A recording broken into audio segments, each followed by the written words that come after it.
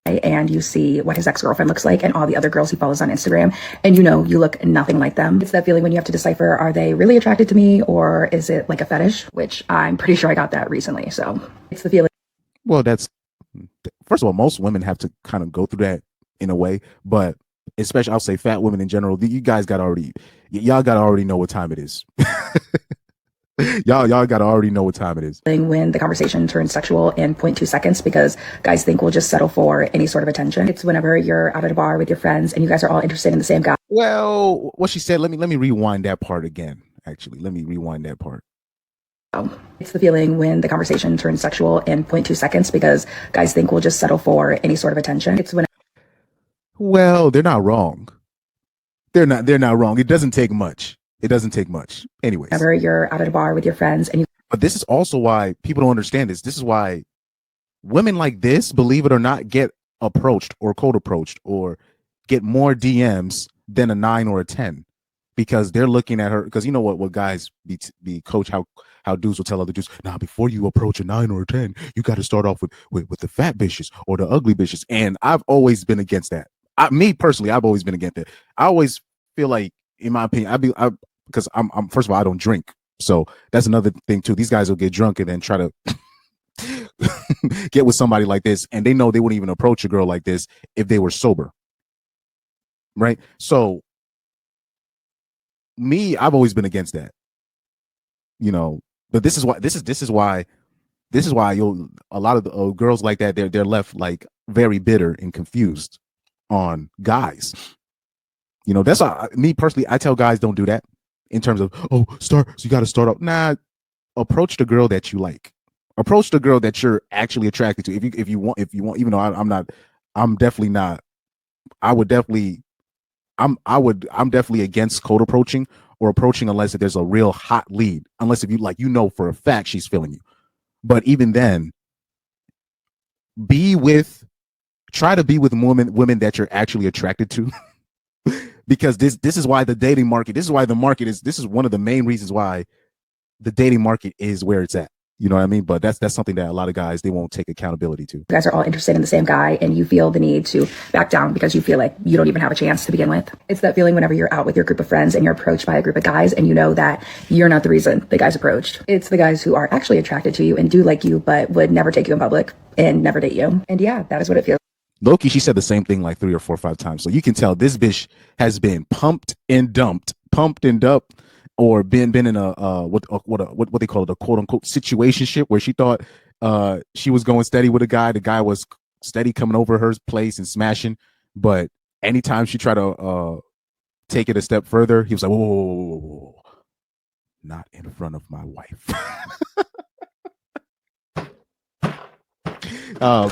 That's cold-blooded, man. Oh shoot, my controller almost fell. Anyways. Oh shoot, I got like a scuff controller up top. But anyways, this is all self-inflicted. I mean, you guys could lose the weight. You could lose the weight instead of complaining about it. But like I said, that requires discipline. And by the way, since the advent of Ozempic, even though Ozempic's been around for a while, ever since Ozempic has been now deemed like fine to use, look how many celebrities have lost weight. So all that stuff, body positivity, and I'm proud of my curves and all that, cap. And mind you, I don't even want these celebrities using Ozempic, but it shows it's all of that body positivity, cap. But anyways, let me know what you think in the comment section. Please like, share, subscribe, and I am out.